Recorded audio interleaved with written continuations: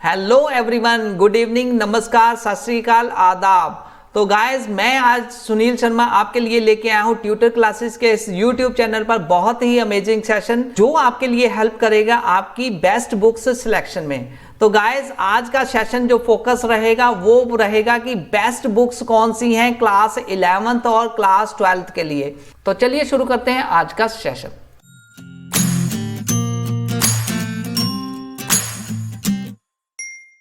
अक्सर हम जब भी नई क्लास में मूव करते हैं, हमारा फोकस होता है कि हम अच्छी अच्छी बुक्स पढ़ सकें, बेस्ट बुक्स पढ़ सकें, सो दैट हमारा जो फाइनल एग्जाम है उसमें हमारे अच्छे मार्क्स आ सके। ये ना हो कि हम कुछ और बुक्स पढ़ते रहें, एक्स्ट्रा बुक्स पढ़ते रहें, जहाँ अननेसेसरी बुक्स पढ़ते रहें, जिससे हमारा टाइम भी वेस्ट हो, हमारे जो फाइनल एग्जाम है उसमें मार्क्स भी ना आ सकें। तो गाइस, अगर आप क्लास 10th से मूव किए हैं इमीडिएटली क्लास 11th में, तो कौन सी बुक्स पढ़नी चाहिए, और अगर क्लास 11 से क्लास 12th में मूव किए हैं तो कौन सी बुक्स पढ़नी चाहिए, ये मैं आज आपके साथ इस सेशन में डिस्कस करने लगा हूं। तो अक्सर जब भी हम मूव करते हैं नई क्लास में, जहां जिन्होंने साइंस स्ट्रीम ली है उनका एक ही टारगेट है जेईई का एग्जाम। तो गाइस, जो नॉन मेडिकल के स्टूडेंट हैं उनके लिए मैं मैथमेटिक्स सब्जेक्ट की कौन सी बेस्ट बुक्स हैं ये इस सेशन में आपके साथ डिस्कस करने लगा हूं। तो जेईई का एग्जाम जो वो ड्रीम है, अल्टीमेट ड्रीम है, उसकी प्रेपरेशन के लिए आपको +1 से ही स्टार्ट करना पड़ेगा, अर्ली स्टेज पर ही स्टार्ट करना पड़ेगा, क्योंकि 11th और 12th में जो ये दो साल है, इसमें अगर आपने बेटर वे से अपने नोट्स प्रिपेयर कर लिए, बेस्ट बुक से कॉन्सेप्ट को इजी वे से, बेटर वे से समझ लिया, तो जेईई का एग्जाम आपके लिए बहुत इजी हो जाएगा। क्योंकि आप 2 साल कंप्लीट करने के बाद अगर कोचिंग शुरू करते हैं जेईई की, तो तब थोड़ा डिफिकल्ट हो जाएगा, क्योंकि फिर थोरोली आपको स्टार्टिंग से स्टार्ट करना पड़ेगा। तो आज के सेशन में कौन सी बेस्ट बुक्स हैं ये मैं बताऊंगा आपको, और इस सेशन में मेरे साथ जुड़े रहिए, और फिर आप अपने प्रेपरेशन जो है नेक्स्ट लेवल तक लेके जा सकते हैं इन बेस्ट बुक्स के साथ। तो गाइज, मैं आज बात करूंगा मैथमेटिक्स सब्जेक्ट की बेस्ट बुक्स की। तो अर्ली स्टेज पर आपको प्रेपरेशन बेटर वे से करनी है, सो दैट आपका जो टारगेट है जेईई का सिलेक्शन का, जेईई में सिलेक्शन का, वो पूरा हो सके। तो गाइस, बेस्ट बुक्स का यूज यही है कि आप उसमें से अच्छे अच्छे कंसेप्ट पढ़ सकें और नोट्स बना सकें, सो दैट कि आपके जब फाइनल रिवीजन होगी, जेईई में पहुंचेंगे, तो उसमें प्रेपरेशन में आपके वो नोट्स काम आएंगे। तो सबसे पहली बुक की बात करता हूं। बेस्ट बुक आपके लिए एनसीईआरटी की बुक्स है, क्योंकि ये बेसिक बुक है। तो बेसिक बुक आपके लिए बहुत इंपॉर्टेंट है, क्योंकि वहां से बेसिक कंसेप्ट आपको बहुत हेल्प करते हैं। तो एनसीईआरटी की जो बुक्स हैं आपको मार्केट में मिल जाएगी आराम से। ये +1 और क्लास 12th के लिए भी है। क्लास 12th की जो बुक्स आती हैं वो 2 वॉल्यूम में आती है, पार्ट 1 और पार्ट 2 में। तो गाइस, ये पार्ट 1 और पार्ट 2 आप ऑनलाइन भी बाय कर सकते हैं, ऑनलाइन डाउनलोड भी कर सकते हैं। एनसीईआरटी की वेबसाइट पर फ्री टू डाउनलोड पीडीएफ मिल जाएगी आपको बड़े इजी वे से, अब वहां से डाउनलोड करके इसमें प्रेपरेशन कर सकते हैं। तो गाइस, जो क्लास +1 की बात करें तो +1 में जो 11th क्लास में जो बुक है एनसीईआरटी काफी इंपॉर्टेंट है, क्योंकि उसमें काफी कंसेप्ट दिए हुए हैं, और हर जो एक्सरसाइज है उसमें काफी प्रैक्टिस के लिए भी सम दिए हुए हैं, और कॉन्सेप्ट भी अच्छे हैं। तो इन कंसेप्ट को आप नोट डाउन कर सकते हैं और प्रैक्टिस में यूज में ले सकते हैं, क्योंकि अक्सर मैक्सिमम स्कूल्स में आपको जो +1 में जो एनसीईआरटी की बुक्स ही लगेंगी, और उन बुक्स को आप बेटर वे से कर सकते हैं। हम भी यहाँ पर आने वाले वीडियो सेशंस में, आप सीरीज में आपको एनसीईआरटी के कंप्लीट सोल्यूशन प्रोवाइड करेंगे, तो वो स्टेप बाय स्टेप आप रिवीजन कर सकते हैं हमारे साथ ट्यूटर क्लासेस पर। तो गाइज, +1 की अगर बात करूं तो स्टार्टिंग में बेसिक बुक आपको बाय करनी है। बेसिक बुक है एनसीईआरटी की। एनसीईआरटी की बुक को आपको फॉलो करना है अगर आप क्लास 11th में हैं, और अगर आप क्लास 12th में मूव किए हैं अभी, तो आपको पता ही है, आपने +1 में भी एनसीईआरटी की बुक्स पढ़ी होगी, और ये एनसीईआरटी की बुक जो मैथमेटिक्स सब्जेक्ट की है वो पार्ट 2 में है, पार्ट 1 और पार्ट 2। इसको आप फॉलो कीजिए और इसको बेटर वे से स्टडी कीजिए। इसके अलावा जो एनसीईआरटी की बुक के अलावा आपको और प्रैक्टिस करनी है वो है एनसीईआरटी एग्जाम्पलर। +1 के लिए भी और क्लास 12th के लिए भी एग्जाम्पलर काफी इंपॉर्टेंट रोल प्ले करती है, क्योंकि एग्जाम्पलर में काफी ऑब्जेक्टिव टाइप क्वेश्चंस भी होते हैं, डिटेल एक्सप्लेनेशन होती है, और ऑब्जेक्टिव प्लस सब्जेक्टिव दोनों का कॉम्बिनेशन मिल जाएगा। एनसीईआरटी एक बेसिक बुक है, वहां से आपको कंसेप्ट और काफ़ी चीज़ें पता चलेंगी। उसके अलावा अगर आपने प्रैक्टिस करनी है तो एनसीईआरटी एग्जाम्पलर एक बेस्ट बुक है, आपको ऑनलाइन भी मिल जाएगी, ऑफलाइन भी मिल जाएगी, मार्केट से आप बाय कर सकते हैं। तो कहने का मतलब ये है कि हमें जो स्टार्ट करना है, अगर आप न्यूली मूव किए हैं क्लास 11 में, तो आपको एनसीईआरटी और एनसीईआरटी एग्जाम्पलर काफ़ी हेल्प करेगी, क्योंकि क्लास 10th में भी यही बुक्स आपने काफ़ी फॉलो की होगी। और क्लास 10th के तो बेसिकली फाइनल एग्जाम हो नहीं पाए, कैंसिल हो गया एग्जाम, लेकिन इस बार जो आने वाले एग्जाम है वो आपके लिए अच्छा रोल प्ले करेंगे, क्योंकि एनसीईआरटी में आपने पढ़ा है, 10th में भी काफ़ी आपने कंसेप्ट वहाँ से सीखे, प्रैक्टिस भी की।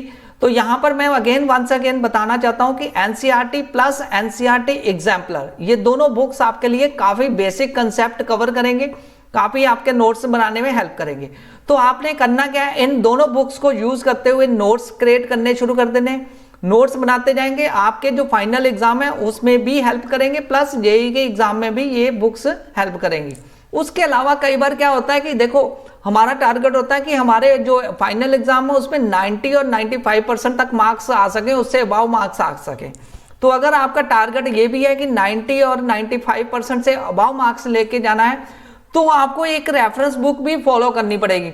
तो रेफरेंस बुक के लिए यहाँ पे मैं सजेस्ट करूंगा आर.डी. शर्मा की बुक। तो यस, आर.डी. शर्मा की बुक ये +1 के लिए, क्लास 11 और क्लास 12 के लिए भी काफी इंपॉर्टेंट है। आर.डी. शर्मा की जो बुक, ये क्यों हमें प्रैक्टिस में लानी चाहिए, क्योंकि देखो एनसीईआरटी में बहुत जो कंसेप्ट दिए हुए हैं, आपके लिमिटेड क्वेश्चंस मिलेंगे और एक्स्ट्रा प्रैक्टिस करने के लिए आपको क्वेश्चन चाहिए। तो वो आर.डी. शर्मा की बुक बेस्ट बुक है, यहाँ आप ऑनलाइन और ऑफलाइन दोनों वहाँ मार्केट में भी अवेलेबल है, आप बाय कर सकते हैं। जो आर.डी. शर्मा की बुक है, इसमें काफ़ी कंसेप्ट अच्छे वे से दिए हुए हैं, बड़े बेटर वे से रिप्रेजेंट किए गए हैं, प्लस इसमें एक्स्ट्रा क्वेश्चंस काफ़ी हैं जो आप प्रैक्टिस में ले सकते हैं। क्योंकि जब तक आप प्रैक्टिस नहीं करेंगे, मैथमेटिक्स एक ऐसा सब्जेक्ट है जिसकी जितनी प्रैक्टिस करेंगे उतने ही आप परफेक्ट बनते जाएंगे। तो गाइस, मैथमेटिक्स सब्जेक्ट में बेटर वे से प्रैक्टिस के लिए ये रेफरेंस बुक काफ़ी अच्छी है और आप इसको यूज में ले सकते हैं। इसके अलावा आप अगर क्लास 12th में है, आपको फिर अगेन मैं बता रहा हूँ, यहाँ पे आर.डी. शर्मा की बुक आपके लिए बोर्ड के एग्जाम के लिए काफ़ी इंपॉर्टेंट है, काफ़ी मतलब अच्छा रोल प्ले करती है। तो इसके अलावा भी एक रेफरेंस बुक है, वो है आर.एस. अग्रवाल की। तो गाइज, कुछ लोग आर.डी. शर्मा पसंद करते हैं, आर.डी. शर्मा भी पढ़ सकते हैं, आर.एस. अग्रवाल भी पढ़ सकते हैं। तो क्लास 11 और क्लास 12 के लिए कोई एक रेफरेंस बुक आपको जरूर साथ में पढ़नी चाहिए, उस पर भी प्रैक्टिस करनी चाहिए, क्योंकि एनसीईआरटी सफिशिएंट नहीं है। अगर आप उसके अलावा एक रेफरेंस बुक को भी फॉलो करेंगे तो ही आप एक्सपेक्ट कर सकते हैं कि बेस्ट वे से अच्छे मार्क्स ले सकें। तो गाइस, अब माइंड में क्वेश्चन आता है कि क्या जेईई के लिए भी ये आर.डी. शर्मा और बेस्ट बुक्स हैं? नहीं, इनके अलावा भी और कौन कौन सी बुक्स हैं, ये जानने के लिए मैं नेक्स्ट सेशन में आपके साथ जेईई के लिए बेस्ट बुक्स कौन सी हैं, कौन कौन सी बुक्स को फॉलो करना चाहिए, वो इसके लिए एक सेपरेट वीडियो में लेके आऊंगा। फिलहाल आज हम बात कर रहे हैं वो बेस्ट बुक्स फॉर क्लास 11 और क्लास 12 की बात कर रहे हैं। उसके लिए ये दोनों रेफरेंस बुक्स में से आर.डी. शर्मा और आर.एस. अग्रवाल से कोई भी आप रेफरेंस के लिए यूज कर सकते हैं, प्लस एनसीईआरटी और एनसीईआरटी एग्जाम्पलर। ओके, तो गाइज, ये था कि सेशन कैसे हमें बेस्ट बुक्स पे फोकस करना है। इसके अलावा अगर आप क्लास 12th में हैं तो गाइज इतना ही नहीं, आपको कुछ और भी प्रैक्टिस करनी है। क्लास 11th वालों के लिए तो आर.डी. शर्मा, आर.एस. अग्रवाल और एनसीईआरटी प्लस एग्जाम्पलर सफिशिएंट है। अगर आप +2 में हैं तो एनसीईआरटी प्लस एग्जाम्पलर ये आपके लिए तो काफ़ी है, प्लस रेफरेंस बुक भी आप यूज कर सकते हैं जो मैंने बताई अभी, आर.डी. शर्मा।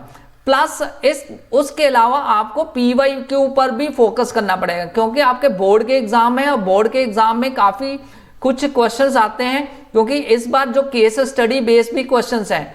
तो केस स्टडी बेस्ड जो क्वेश्चंस हैं उनको भी प्रैक्टिस करने के लिए आपको ये जो बुक्स हैं हेल्प करेंगी। और इसके अलावा अगर और बेटर वे से आप प्रेपरेशन कर लें PYQ की, तो गाइस PYQ क्या है? Previous year question paper. तो पिछले 5 साल के अगर क्वेश्चन पेपर्स आप कर लें बेटर वे से, उनको सॉल्व कर लें, तो आपकी प्रैक्टिस अच्छी हो जाएगी, आपको बोर्ड एग्जाम में अच्छे मार्क्स आ जाएंगे।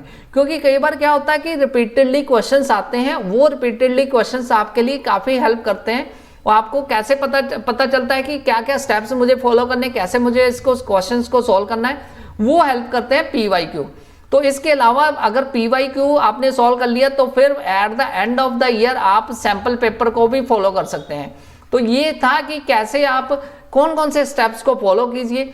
तो इसके अलावा जो मेन इंपॉर्टेंट बात है वो है नोट्स की।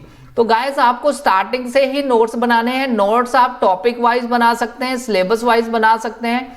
टॉपिक वाइज नोट्स बनाएंगे तो आपको अच्छी बात है, क्योंकि चैप्टर किसी भी चैप्टर में कुछ क्वेश्चंस इंपॉर्टेंट होते हैं।